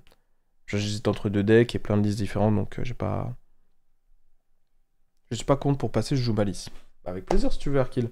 Est-ce que t'es sur le Discord de la chaîne Twitch ou pas? Si t'es sur le Discord de la chaîne Twitch, tu peux rejoindre un vocal et je te bougerai. Je vais juste essayer. Je vais juste créer un vocal privé une seconde. Et je serai bon. Hop. Tac, tac, tac, tac, tac, tac. Une seconde, les gars, hein, j'essaie de créer. C'est quoi le nom de rôle déjà? C'est ça, non? Une seconde, tac, tac, tac. Hop, hop. J'arrive pas. J'arrive pas à le faire, je sais pas pourquoi. Mhm. Ah, je l'ai là, c'est bon. Hop là, c'est bon. Salut! Ça va? Ouais, alors je regarde juste si les gens du stream t'entendent. Est-ce que tu peux parler? Ouais. Oh, ok, c'est bon. C'est bon, normalement, ils t'entendent bien désormais. Alors, Tu peux m'envoyer ta export, liste? donne le link. Ouais, je te l'envoie sur le chat ou en MP. Tu peux l'envoyer sur le chat, comme ça les gens ils l'ont. Ouais. Vas-y. Tac. Normalement, c'est bon. Du coup, tu fais le French Open, tu fais le tournoi de la veille aussi ou pas? Non, je fais pas le tournoi de la veille parce que j'arrive le dimanche matin Ok. pour des raisons de logement. Ouais, bah c'est totalement compréhensible, je pense que c'est le cas de beaucoup de gens, non? Dans le chat, c'est qui fait le tournoi de la veille? C'est un win a case. Moi, je sais que normalement, je le ferais parce que je me dis c'est une occasion de jouer en plus, en fait, tout simplement. Que moi, j'aime bien ça. Mais ouais, j'avoue que pour les gens qui sont pas de Paris, c'est plus difficile, évidemment. Hop. Quoique, en vrai, ça dépend d'où vous venez. Parce que si vous venez de loin et que de toute manière, vous devez arriver samedi, est-ce que c'est pas mieux d'essayer d'arriver samedi tôt le matin et de faire le tournoi? Peut-être, hein. Une occasion de récupérer des boosters pour le défi, oui. Comment ça? Vous êtes fous. Ok, bon bah alors, du coup, donc ta liste, est-ce que tu veux déjà peut-être nous expliquer les différents points? Je t'ai fait un partage d'écran, je sais pas si tu l'as vu. Hop. Pardon. Un partage d'écran. Tu veux partager ton Ouais, écran? ce sera plus simple parce que sur stream, Ouais. t'auras un délai Hop. sinon. Yes. En gros, en vrai, c'est une liste ma liste classique, sauf au niveau des bestiales, où j'ai décidé de jouer les bestiales. Je Mhm. joue avec Cartana en règle générale, si jamais. Voilà, Ok. comme ça. Et on avait déjà décidé de jouer les bestiales à Lille. Ça avait Mhm. plutôt bien marché. Mais la représentation de Rakotel était moins grande. Ouais. Donc ça fait un peu peur. Ouais, je suis d'accord. La Super Poly aussi, elle est là elle est un peu plus spéciale, mais elle est là parce comme on a allure, on pioche beaucoup en go second. Et ça peut générer des situations d'auto-win contre certains decks, Mhm. genre Yumi. Même Mitsu, en vrai, s'il y a H-Blossom ou Impulse à côté, c'est compliqué pour lui. Mhm. Le talent, à Lille, je joue une troisième backup, mais avec Droll, j'ai du mal à, à trouver que c'est une bonne carte à piocher, en fait. Mhm. Le problème, c'est que j'ai du mal à la cut parce que bah, pour des raisons de briques, pas trop de Mhm. choix. Ouais. Ok. Donc ça c'est main, est-ce qu'il y a autre chose? Non, bah non, après le reste c'est logique. Au Mhm. niveau du side, il y a beaucoup de cartes pour Dracotail, peut-être trop, Ouais. je sais pas. Ok. Mais DDG ça peut se substituer à une carte pour Yumi parce que j'ai du mal à le voir remonter un board sous DDG même si c'est possible en plus des bodies etc. Mhm. Donc ça fait genre 6 cartes sensibles fortement pour Dracotail. Et après les trusts sont là avec le talent pour coupler, pour avoir des meilleures mains au second, mais je trouve que ça manque un peu de peps, mais c'est le seul truc que j'ai trouvé pour le moment. Et après, Ok. Fanta, bah, pour Yumi et Droll au global, j'ai du mal à me résoudre à la mettre main deck Ouais. à cause de Dracotel, justement. Ok. Après, extra, y a rien de spécial, c'est target super po. Ouais, ouais. Logique. Ok, bah, pour moi, après vous dites ce que vous en pensez dans le chat aussi, n'hésitez pas, hein. Pour moi, je pense que...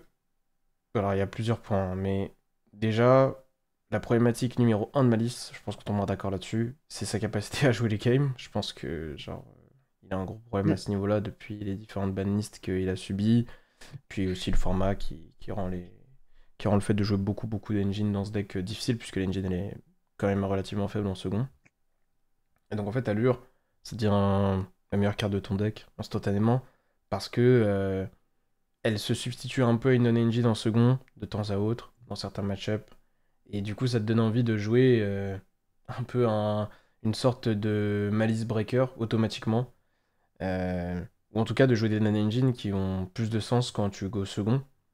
Et ce qui est bien, c'est que c'est envisageable dans ce format, parce que Super Poly, dont on parlera un peu après individuellement, mais c'est un excellent breaker, et que le deck qui subit pas trop les bestiales, qui joue pas les Mitsu, c'est Dracotail, et pour le coup, piocher Impulse, piocher H-Blossom, c'est ok dans Dracotail en second. Donc, même tes N-Trap en soi sont ok dans le format en second. Call by pareil, et c'est pour ça que les bestiales, pareil, qui sont des push, sont censés être fine, parce que c'est des semi-breakers en second, que tu peux piocher avec allure et tout. En fait, avant le deck, il devait jouer moins d'engine, les bestiales étaient des meilleurs non-engine, du coup, il était ok pour jouer de l'engine, des bestiales qui faisaient office d'engine et non-engine, puis des non-engine. Aujourd'hui, le deck il a plus ce luxe-là, les bestiales sont des moins bonnes non-engine, et il a besoin de plus d'engine pour jouer, et du coup, il compte plus sur allure. Donc c'est normal que tu finis sur un build comme ça. Ensuite, à partir du moment où tu joues des allures, souvent on a tendance à penser que c'est suffisant pour que le deck brique moins. C'est vraiment pas le cas. C'est fou, mais c'est pas le Non. cas. Bah, il y a plein de situations où t'as pas beaucoup de malice en main et si tu bannis un malice avec allure, tu te génères des situations où c'est bizarre parce que t'as déjà fait les effets avant même de commencer à jouer. Hmm. Il y a même des cas où quand on a deux bestiales plus un malice en main, c'est mieux de bannir un bestial, ce qui peut paraître fou. Même si c'est Magnamut Druiswurm, c'est quasiment mieux de bannir Druiswurm. T'es dans des situations, des fois, avec allure, où soit, bon, t'as pas de très bonnes cartes à bannir, même si c'est rare quand même, parce que t'en joues un nombre qui est assez élevé post-draw 2. Oui, non. Et sinon, des fois, juste tu bannis un nom, mais en fait, en réalité, genre, ça rend ta main moins forte d'engine. C'est-à-dire que si de base ton nom c'était une normal summon, typiquement, c'était deux bodies. C'était un potentiel de deux bodies. Le nom que tu poses sur la table en normal summonant et le Mhm. fait qu'il revienne via les bannis. Le problème c'est qu'en faisant allure pioche 2, tu le bannes, on a l'impression que c'est juste un plus. La réalité c'est que tu as perdu le body de ta normal summon.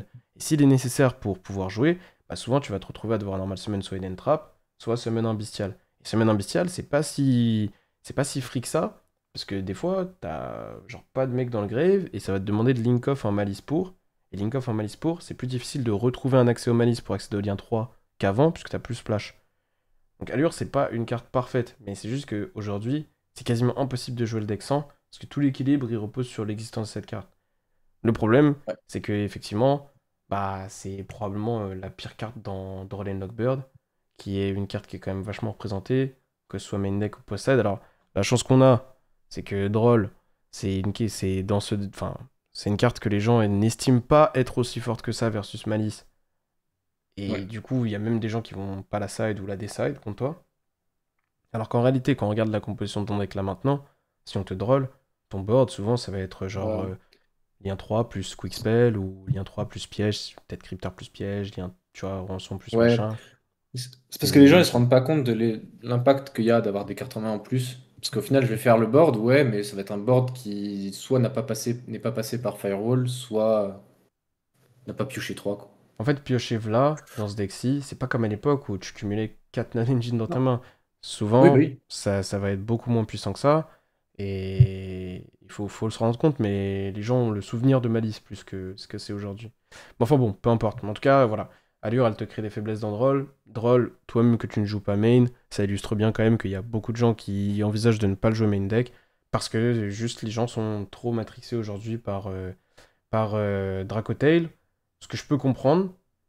Je pense pas Ouais. que Droll soit la pire Bah, carte contre Dracotail, mais elle est pas très bonne en tout cas, ça c'est sûr. Et le problème c'est que bah je pense quand même que ça reste une des meilleures cartes du format quoi. Je sais pas ce que t'en penses, mais. ah si, si, c'est bien, c'est juste que j'ai du mal à cut une de mes cartes pour la jouer en fait. Il y a eu un moment où j'avais cut 3 bestiales, Ouais, mais ça a créé des faiblesses de de first first, ouais. aussi. Enfin, c'est bizarre. Parce que tes bestiales ne sont pas que des non-engine que tu choisis de jouer pour leur impact en tant que non-engine, c'est aussi parce que comme on l'a exprimé avec Allure et tout, t'as un besoin de mettre des bodies sur la Ouais, table et genre pour générer. Parce que ton engine le fait beaucoup moins bien qu'avant, parce que tu open moins souvent des pièces malice qui mettent plusieurs bodies sur le terrain. Un Rabbit ou un Chessie, c'est pas des cartes qui mettent plusieurs bodies sur le terrain. Ils se recyclent eux-mêmes, genre ils font plus un en body présent si t'arrives à les ban, mais c'est pas Dormouse quoi. Dormouse c'est potentiel de 3 bodies. Donc à elle seule, elle arrive sur une ligne en théorie. Et le truc c'est que ça arrive beaucoup moins souvent. Et quand il accède via le et terrain ou le Gold Sark, bah tout d'un coup ça devient potentiel 2 bodies, c'est juste que ça te laisse ta norme quoi. C'est pas potentiel 3 bodies. Donc ouais, c'est chiant. ouais, c'est ça. Donc moi je Et suis d'accord. surtout avant, je joue 3 backups. C'est pour ça aussi qu'il y avait autant de bestiales. Je sais pas si le fait d'avoir enlevé la deuxième, ce serait pas cohérent que j'en enlève genre un ou deux. Mais justement Euh, pour générer un playset avec le talent, parce que le talent, je l'ai jeté un peu dans la decklist parce que je savais pas trop quoi jouer. ouais.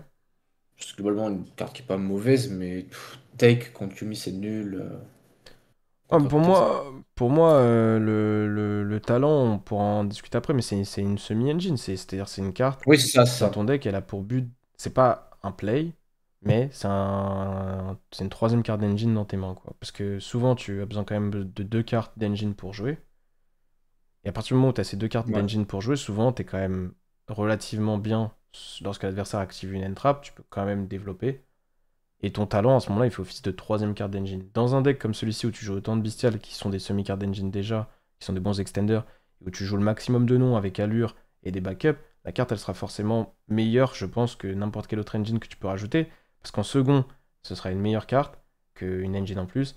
Et en first, tant que c'est une troisième engine ou plus, elle sera meilleure aussi parce qu'elle sera juste meilleure dans les end traps qui tentent pas de t'arrêter des lignes de play, mais qui tentent juste de te bloquer, genre Droll, Fuva, Purulia, Mules, Lancea, etc. Tu vois. Ouais, Donc je pense qu'au global, c'est une bonne carte dans un deck qui jouera autant d'engine. Voilà. À la limite, c'est une bonne. Enfin, si tu envisageais de cut une engine pour une non-engine, alors je pense pas que Talon serait la bonne carte, tu vois. Mais si tu veux jouer une engine qui est plus versatile, qui est meilleure, je pense que Talon est la meilleure dans ce cas-là, ouais. Avant de peut-être parler vite fait de la liste au global, il y a des gens qui ont des questions. Par exemple, deux Marcher. Parce que j'ai autant de... Enfin, j'ai tous les bestiales, en vrai, on pourrait même en jouer une, en vrai. Donc pour toi, c'est pas une excellente carte à hard draw. Au final, c'est juste Bah, toolbox, quoi. Marcher plus un bestial, ça fait strictement rien. Hmm. Euh, je trouve que c'est moyen. Non, C'est moi je c'est suis une bonne d'accord, carte hein. globale, mais... Moi je suis assez d'accord. L'avantage de Marcher, il est. En fait, la carte, elle a un effet, mais elle a un effet dans un game state. Et genre, si t'as déjà une carte qui bannit dans ta main, en la présence d'un bestial, bah forcément la Marcher, elle perd en valeur parce que elle se summon certes, mais son effet de bannir un truc a beaucoup moins de valeur, surtout qu'en plus c'est une pièce que tu tuto dans ta loupe. Donc au final, tes meilleures mains d'engine, quand t'as Martyr dans ta main en tant qu'engine, tu préféreras quasiment toujours la remettre dans le deck et remplacer par une autre engine parce que ça augmente ton ceiling. Parce que d'un côté, t'as un bestial que t'aurais pas été tutorisé, et tu vas quand même tuto ta Martyr plus tard, et de l'autre, tu startes avec ta Martyr, t'as moins de push plus tard dans le tour. Donc moi je suis totalement d'accord avec double Martyr, et pareil, moi backup, je ferai le même argument dessus. C'est en théorie la carte, de par comment elle est conçue, ça devrait être une one-off. Le problème, c'est que c'est un problème de stabilité qui te fait jouer le second exemplaire ou même le troisième exemplaire aujourd'hui. Non, moi j'aime beaucoup la liste dans Mitsu.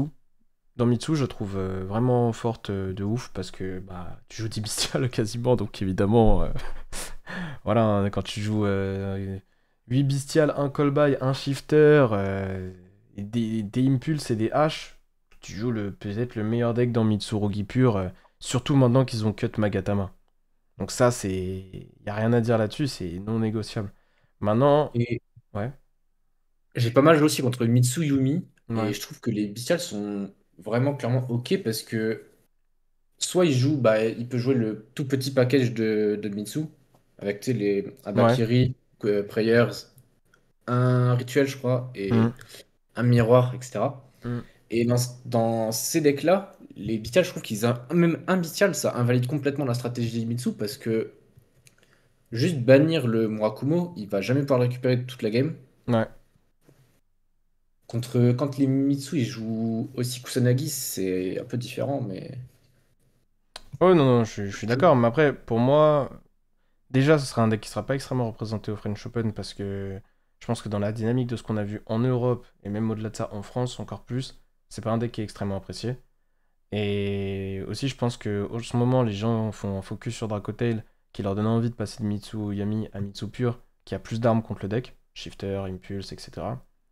Euh, et donc, ouais, je pense que ce sera pas le deck le plus représenté. Et malgré tout, les bestiales sont ok, mais je pense que les gens joueront le gros package de Mitsu pour ceux qui jouent Mitsuyami, parce que c'est ce qui fait le plus de résultats récemment, tout simplement. Et genre, je pense que l'idée de jouer le petit package de Mitsu n'était pas une mauvaise idée de base, mais était une erreur. Genre, je pense que c'était une erreur quand même dans le deck, au global, au départ. Les gens qui l'ont joué au YCS américain, d'ailleurs, quand ils reviennent dessus aujourd'hui, ils disent que c'était une erreur, tu vois. Donc je pense que si même eux reviennent dessus, la plupart des gens joueront le gros package. Euh, mais oui, je suis d'accord que ton deck est pas horrible dans Mitsuyami, hein. Simplement, je pense que genre c'est très conditionné au fait d'Ardro Super Poly. Genre extrêmement conditionné au fait d'Ardro Super Poly, ou à la limite Shifter. Parce que Bah, en fait, le problème de Malice aujourd'hui, c'est les Yumi. C'est les Yumi. Mhm. La gestion de body qu'ils apportent, c'est ingérable. C'est impossible. Et la seule carte qui vraiment trade, genre de manière absolue dedans, c'est vraiment Super Pot. Shifter, ça met une situation en route qui est très spéciale. Je saurais pas dire qui est vraiment gagnant dans l'histoire. Je pense que t'es quand même un peu dans la merde malgré tout. Mais Super Pot, ça démolit le board totalement, donc c'est exceptionnel. Le problème, c'est que bah, t'as que ça un petit peu. Maintenant, je trouve pas que ce soit un plan nul, parce que je pense pas que Yumi, ce sera. Genre, les variantes de Yumi seront plus de 10% de la salle, tu vois. Loin de là. Mhm. Je pense que les variantes de Yumi, ce sera genre vraiment pur représenté. Yumi pur, ça existe quasiment plus. Et Yumi Mitsu, pour moi, ce sera même pas la variante de Mitsu la plus représentée. Donc, c'est pour dire. Donc, pour moi, Malice aujourd'hui, c'est ça qui fait qu'il remonte en popularité, c'est que contre Dracotail, il a des arguments, parce que il craint pas beaucoup Sting. Flame n'est pas la carte du siècle contre lui non plus. Il joue Impulse Main, il joue Shifter Main, il joue H Blossom. Et après, bon bah, il joue des push, il sait de se débrouiller, il a un excellent first. Donc le deck a clairement des arguments pour lui, tu vois, à ce niveau-là. Et contre Mitsu pur, bah, les bestiales sont vraiment, vraiment, vraiment bons. Les gens ont cut Magatama, et cut Magatama, on se rend pas compte de la dinguerie que c'est dans les bestiales. Ça change totalement tout. Tu bannis le Murakumo en fin de tour, ou un bout d'un moment dans le tour, il ne peut plus accéder à Murakumo jusqu'à son prochain tour, en fait. Alors qu'avant, il reborn avec Futsu, il reborn un Ramasa, tu tournes un autre Murakumo, il Magatama Ritual Summon, il s'en sort quand même. Donc c'est une situation qui n'a rien à voir. Et ouais, donc pour moi, c'est pas un mauvais métacall du tout Malice. Simplement, t'as un problème contre l'engine Yami, et t'as un problème en règle générale contre les decks qui génèrent beaucoup en first. Donc en fait, tous les mecs qui essaient d'exploiter le format, bah quand vous vous affrontez entre vous, vous avez des match-ups un peu de merde, quoi. C'est là où ton deck il devrait être Ouais. plus conçu, je pense. Pour moi, le problème de ta liste, en un mot, après, c'est pas sur les détails, hein, c'est sur la logique, genre, c'est pour moi, t'as un main deck et un choix de deck qui est fait pour essayer de, genre, foudroyer le format. Genre, Mitsu, Pur, euh, Dracotail, principalement. Mais le souci, c'est que ton side, il est centré sur ça aussi. Alors, soit ça veut dire que t'as pas assez confiance en ta stratégie dès le main deck, et que tu veux continuellement essayer de l'améliorer, et ça devrait pas être nécessaire, parce que c'est le but de ton choix de deck au départ. Soit ça veut dire Mhm. que tu prends pas assez en compte ou que t'as pas assez peur de la représentation qui sera archi wide au French Open. Moi, je pense que c'est une grosse erreur. Genre, il y a vraiment plein de decks combos qui existeront et ton deck, il faut qu'il soit le plus préparé possible contre. Je pense que ça passe par adapter le side deck un maximum. Donc voilà, après, c'est mon avis au global. Il y a des gens qui demandent. Après, on va parler en détail si tu veux, mais il y a des gens qui demandent pour TB. Parce que ça, c'est vrai que c'est un gros point d'interrogation. Les gens qui jouent pas beaucoup Bah, Malice, ils se rendent pas compte de ce que ça inclut. je- Il me semble que quand même les gens qui jouent TB11, ils jouent pas de bestial quasiment. Donc ils ont besoin de se créer des situations de one card combo. Situation que j'ai pas trop en jouant 8 bestial plus 2 marchères, plus backup, etc. Genre c'est vraiment une carte que j'ai pas envie de hard draw. Genre, si je remplace quoi? Je remplace talent par TB11, ça veut dire que je m'enlève une carte qui est potentiellement une bonne carte pour une brique. Tout ça pour rendre ma rabbit un peu meilleure en sachant que j'ai des bestiales à côté, ça me paraît être une option pas terrible. Ouais, donc en gros, ce que tu as exprimé, c'est très vrai, hein, c'est qu'en gros, TB11, c'est une carte qui transforme des un ou 2 cartes combo en plus de body, concrètement, ou du meilleur séquencing au travers des entraps. Le truc, c'est que là, vous voyez la liste, il y a quasiment 30 cartes d'engine, donc il s'en bat les steaks de rendre ses 1 ou 2 cartes combo meilleures, sachant qu'en moyenne, il open 3 4 cartes d'engine dans ses mains, quoi. Donc il s'en fout. Donc voilà, et du coup, bah, à partir du moment où elle est pas nécessaire, bah, c'est automatiquement une carte que tu as envie de cut, parce que bah, c'est une carte de merde à hard draw, juste, du coup, bah, voilà. Et attends. Mhm. Ah non, il y a plus, je crois qu'il y a plus Splash Match. Non, rien, j'allais dire que Rabbi c'était une carte quand même avec, avec MTP et Marchar, mais non, ça marche plus. Non, non, non, je lis vite fait les commentaires, après on passera peut-être aux cartes exactes. Il y a des gens qui posent des questions sur contacter. Pourquoi contacter, retard? Bah, c'est pour Dracotai globalement. Retaliating, c'est la carte qui fait faire le plus de moins. C'est bizarre à dire, mais à Dracotai, parce qu'il va, quand il active Ryu, Ketu, enfin surtout Ketu. Non, Ketu, c'est qui a tuto. Ryu, du coup. Ouais. Il va être obligé de fusionner, bannir des names, il pourra pas Mhm. poser. Mhm. Même si ça traite qu'une seule fois, parce qu'il peut te la gérer derrière en faisant genre un Gulamel et après il pop. Je trouve que c'est quand même ok. Surtout qu'après, pour Pop, il faut activer une carte Dracotail. Donc si c'est Fenma ou un autre truc, c'est relou pour lui. Et Contact, c'est aussi pour Dracotail parce que quand il se lock en fusion, il n'a pas de moyen de l'enlever. Voilà. Donc, en général, sauf s'il y a quelque chose que j'ai omis.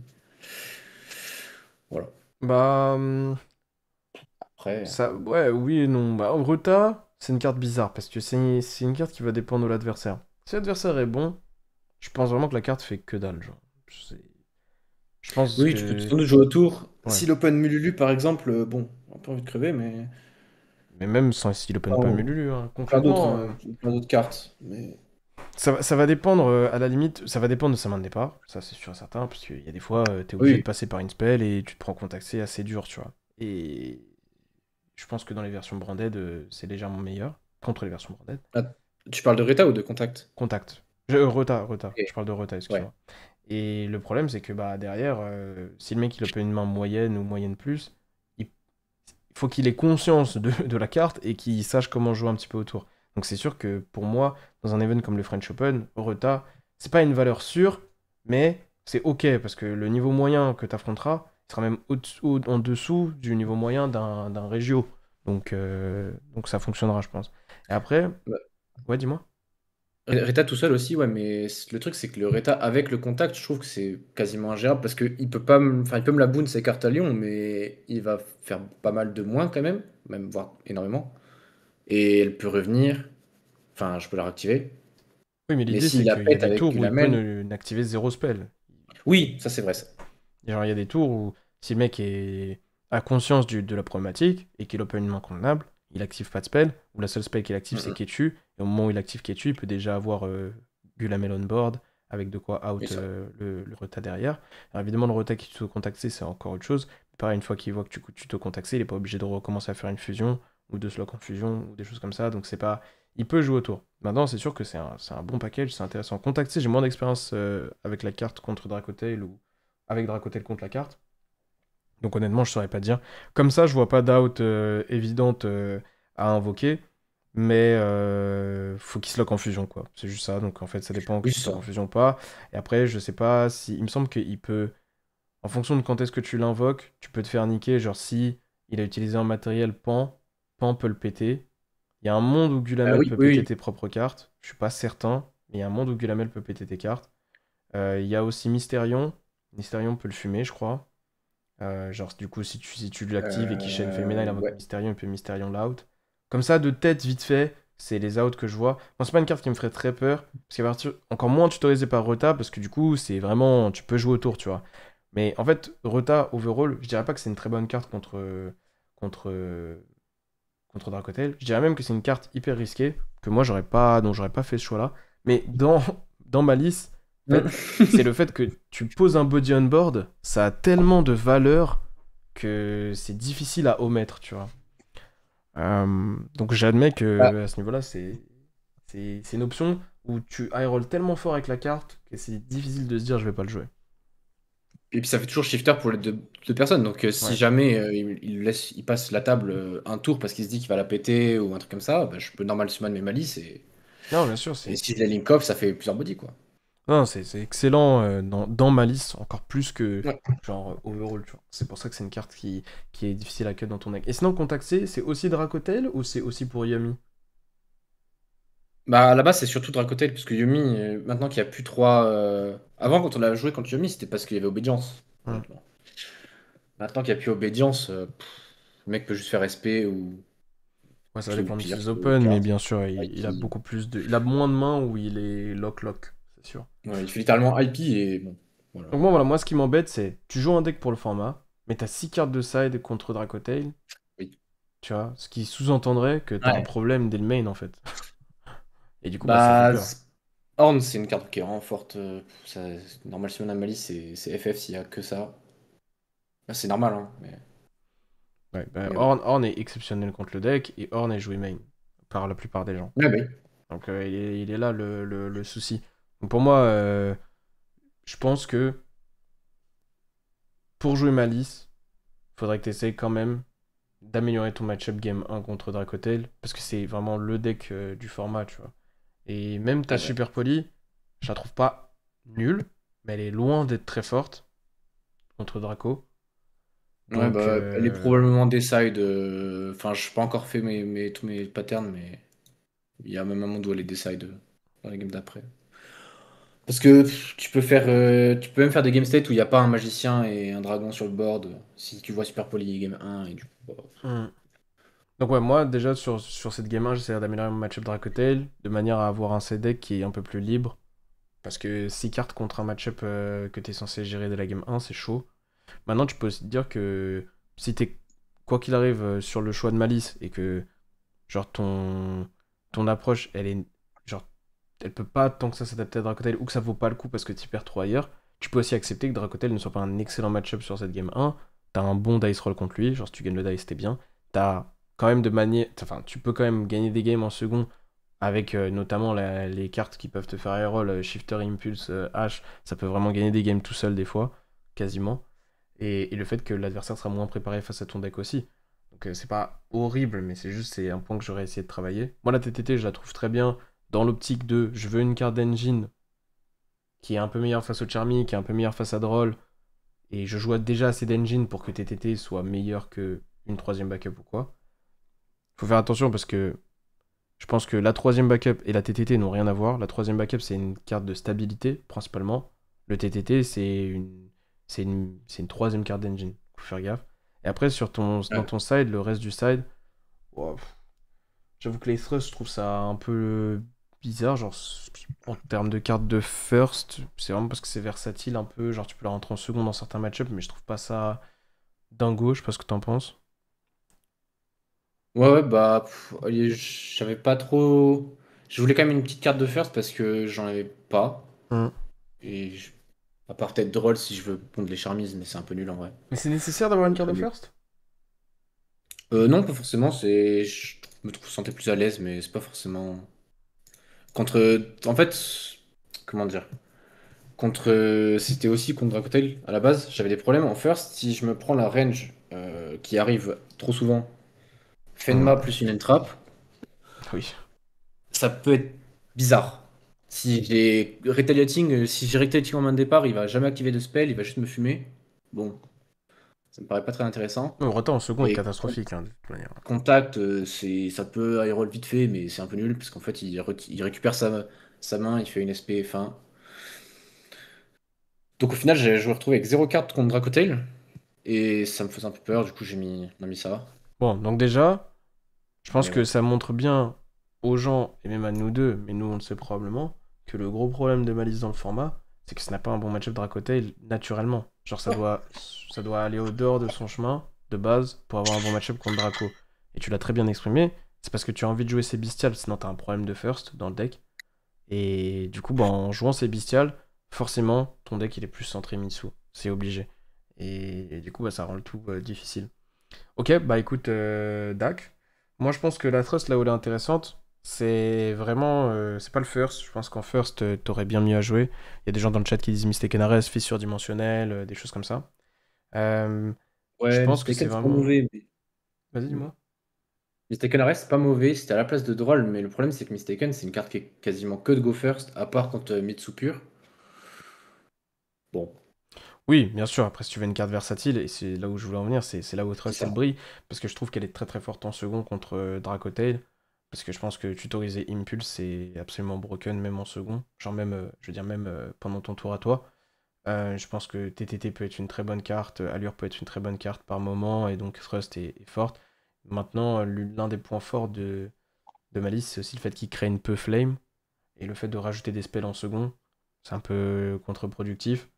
Euh, Maintenant, bon, vu que Thrust, c'est pas une spell pour de première step, c'est une spell plus tard. Tu peux aussi imaginer déjà out la flame avant d'activer Thrust ou des choses comme ça. Moi, la Thrust que je trouve la plus intéressante en second contre Dracotail, c'est la Thrust pour des DG quand même, en fait. Je pense que Ouais. genre tu peux littéralement rentrer quand même des DG en second et genre grind un petit peu avec lui et poser des DG, je pense que c'est envisageable aussi. Et c'est pas la carte que j'aurais estimé le plus. Et après, sur Fantasmé et Droll, voilà, j'avoue que Droll, c'est obligatoire. Genre, la carte devrait. Dans Probablement. un deck qui n'a pas autant de problèmes d'origine que Malice, c'est une carte qui serait probablement dès le main. Et Fanta, je sais pas du tout pourquoi elle est là, je t'avoue. Bon, c'était pour avoir plus de chances de voir Super Pot et d'autres cartes contre Yumi. En gros, bref. Ouais, c'est une carte contre Yami ou Yami Mitsu aussi? Bah, en soi, elle marche contre n'importe quel deck qui fait des liens et contre qui mes non-engines sont fortes. Enfin, j'ai envie de voir certaines cartes spécifiques. Ok, ouais. Je sais pas, ouais. Moi j'aurais. Je pense qu'avec ta liste, j'aurais quand même genre peur des decks comme Crystron Canine, genre Ouais, les tous les canals, c'est. canines, déjà toutes les variantes de canine, et je pense qu'on sous-estime la présence des variantes de canine. Je pense que ce sera entre 5 et 10% à l'event, si tu les cumules toutes. Et c'est des decks qui, genre quand tu go au second face à eux, bah. Genre si tu joues pas un deck qui a des options, bah tu perds, tout simplement. Donc ouais, ça j'avoue que ça me fait peur, avoir que Droll, zéro Charmy, rien du tout. Je trouve ça chaud. Et le fait que tu joues genre très peu de non-engine qui auraient du sens face à eux, même des Veilers, des trucs comme ça, c'est chiant. Donc Mhm. ouais, j'avoue que ça, à ce niveau-là, j'ai du mal, mais comme dit pour moi, c'est pas un problème de carte exactement, c'est un problème de d'approche. C'est-à-dire que pour moi, sur cette game 1, j'aurais essayé d'avoir un meilleur match-up contre Dracotail. En ayant un meilleur match-up face à Dracotail, j'ai moins de side versus ce dernier. J'aurais pas joué une carte de first dans ma liste. Je pense que tu dois accepter que ton deck a 40 bonnes cartes en first et t'as pas besoin de jouer une carte précise face aux autres match-up si tu les construis assez bien, que tu les joues assez bien. Et en side, j'aurais joué beaucoup de cartes que je vais très peu sider, probablement. Mais pour essayer de couvrir ces 1, 2, 3, 4 rounds où je vais affronter des decks X ou Y, où il va me falloir des meilleures compositions de main, parce que sinon je vais juste perdre en fait, si je perds des dice ou quoi. Ouais. Donc voilà. Donc, c'est mon avis sur ça, mais c'est super intéressant en tout cas de voir le POV du joueur Malice pour l'event. Parce que les gens, souvent, quand ils connaissent pas trop un deck, ils ont tendance à voir que les points positifs. Et en fait, là, on voit que bah, il y a plein d'aspects aussi où tu te poses un million de questions, où t'es pas certain de tes approches. Est-ce qu'il y a des points que tu voudrais aborder autre que ça ou pas? Euh, je t'avoue, mes inconnus. J'avais surtout des inconnus sur genre des DG talents. C'était surtout pour ça, à la base. Moi, je les aurais pas Après, le joués. reste. Franchement, je Ouais. les aurais pas joués. En fait, je pense que le genre moyen de Dracotail, genre même si tu fais un semi-board Malice, genre, il va pas te tuer, genre. À partir du moment où il te tue pas, il a du mal à réinvoquer, à remettre un board sur le terrain. Parce Ouais, que, c'est vrai. genre, ses pièges ont pas trop d'impact. En plus, il en side out probablement certaines. J'aurais peut-être que Horn ou des trucs comme ça. Et derrière, toi, t'as déjà des mecs dans le grave, etc. Je trouve que les bestiales en fer sont vraiment pas dégueulasses. C'est des bodies où ils relancent l'archétype. Je trouve qu'un semi-board Malice, pour moi qui ai joué Dracotail, genre c'est vraiment difficile à break, même si tu startes avec des steps qui sont des spells et tout. Parce que bah détruire les liens, ça fait rien, elles reviennent et des choses comme ça. Donc c'est difficile à tuer, il a un bon grind. Donc, je pense pas que t'aies besoin de le lock en dehors de la game. Je trouve limite que l'apport de Trust, il est plus en second dans le match-up qu'en first, et c'est anormal. Il est pas terrible en second. Donc, moi j'aurais tendance à effectivement essayer de rendre le. Peut-être que tu joues trop d'engine dans le main, peut-être que 8 bestial c'est un peu trop haut. Peut-être que Ouais. qu'il y a moyen de aller cut, d'aller mettre une ou deux cartes en plus bonnes contre Malice, enfin contre Dracotel, qui ferait une différence, qui te permettrait post-side de pas avoir besoin d'autant de cartes. Et ouais, je serais plus, vu la gueule de ton main, je serais plus dans l'optique de rentrer genre 3 5 cartes max contre Malice contre Dracotail en plus, plutôt que d'en avoir 9 les 9 premières, et derrière de se Ouais, ouais. retrouver en Rasra contre tout le reste, c'est pas possible. Mais Ouais, je ouais, vois. essaie de garder, essaie de bien sûr, il faut que tu essaies de tout couvrir, mais le but, c'est aussi de se créer des certitudes. Là, avec ton main deck, tu as quand même une certitude, c'est le match-up Mitsu, quoi. Donc faut pas Ouais. non plus que ce que tu vas faire par la suite, ils viennent chambouler ce point-là. Donc faut faire gaffe à Ah ça. bah. Donc voilà à peu près pour Malice. Mais pour l'extra deck après, bon, frérot, ça, Rien de spécial, hein. tu mets des liens et et t'invoques des liens et tu te débrouilles. Ça, j'avoue que peu importe ce que tu joues, ça devrait fonctionner, hein. Je pense pas qu'il y ait des trucs incroyables dans Malice en ce moment dans l'extra deck. Je pense que c'est très Ouais. straightforward, genre c'est un extra deck basique. Mais ouais, moi j'ai hâte de voir Et comment ça merci, va et merci de performer. nous avoir fait découvrir Link Disciple. Ah, bah, pour le coup, moi, Link Disciple, c'est Ilias qui m'en avait parlé. Donc c'est pas moi pour le coup. Franchement, depuis, j'aime beaucoup. Bah ouais, c'est une très bonne carte. Elle est très très bien. Je pense que le deuxième Linguribo dans ce format, il est envisageable, mais la carte est très forte. Donc, Donc c'est cool. C'est même raison qu'avant, hein. Le deuxième, il arrive parce que t'as mal fait le premier. Oui, souvent, on va dire que en gros, le premier, des fois, je t'envoie le link Disciple en premier parce que tu sais que tu l'utiliseras pas dans la loupe et que tu as besoin du Linkuriboh en toolbox, c'est juste ça. Ouais. Puis Ouais. comme tu termines sur l'arrobase Ignistor, le Linkuriboh il peut revenir donc bon, c'est pas non plus la fin du monde. Ok, bah écoute, s'il y a pas d'autres points à aborder, moi je te laisse là. Mais c'était super intéressant, Yes. merci beaucoup. Ciao. À Merci à toi. plus. À plus. Est-ce que oui, il y a quelqu'un d'autre qui veut passer du coup avec autre chose que Malice? Peut-être, en tout cas, un des top 5-6 decks du format. Une variante Canine, un Mitsu, une variante Mitsu, une variante Yami, une variante Dracotail. Je sais pas moi, qu'est-ce qu'il y a d'autre?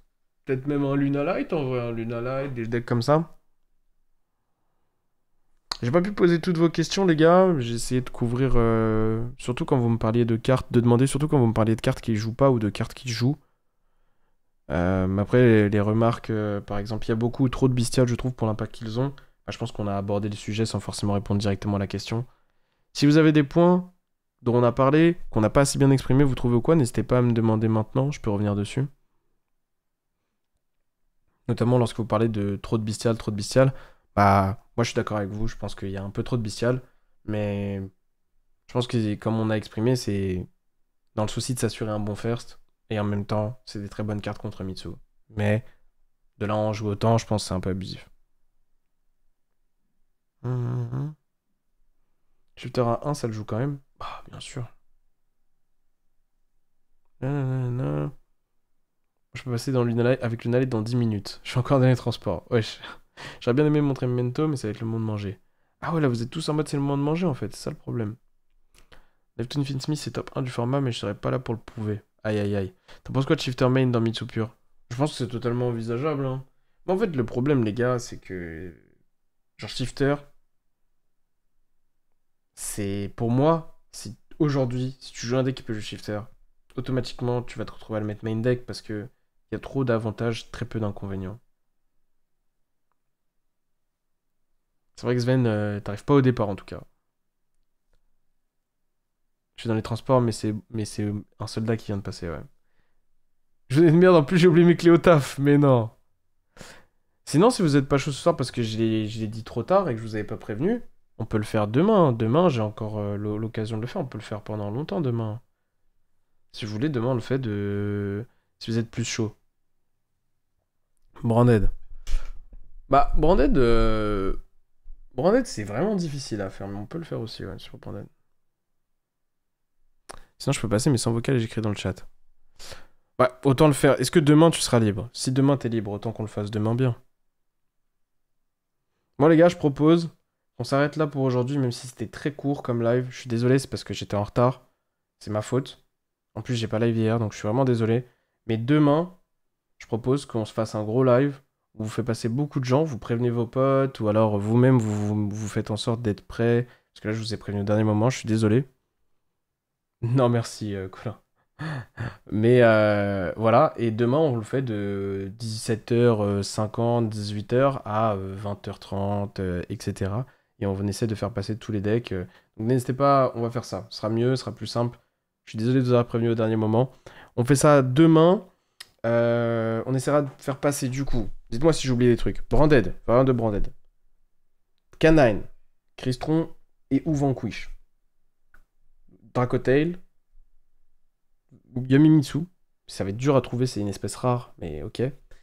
Mitsu pur, ça c'est plus facile. Et peut-être Yumi pur, mais je pense que ce sera vraiment très très dur à voir. Et Luna, si je l'ai pas dit. C'est bon? J'ai oublié personne? Est-ce qu'il y a un deck que j'ai oublié? Attendez. Ouais, je fais pas passer de Gem Knight. Je fais pas passer d'Odion. Peut-être un Memento. Peut-être un Memento. Mais je sais pas si je pourrais beaucoup aider, hein.